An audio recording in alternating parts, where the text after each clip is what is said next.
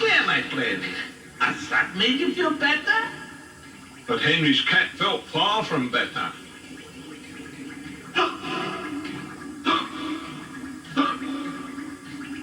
Oh dear, you have given me very bad hiccups.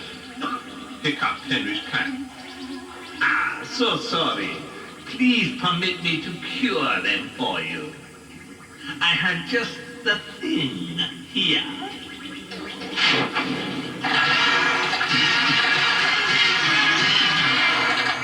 Well, Henry's cat was such a fright it immediately cured his hiccups.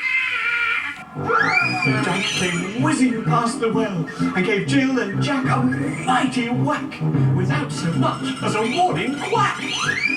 Knocked over by that duck's strong bill, poor Jack and Jill fell down the hill. So if someone shouted, "It's a duck," you do it quick or else bad luck. 嚟到呢一度已經到一段落啦，下次再見。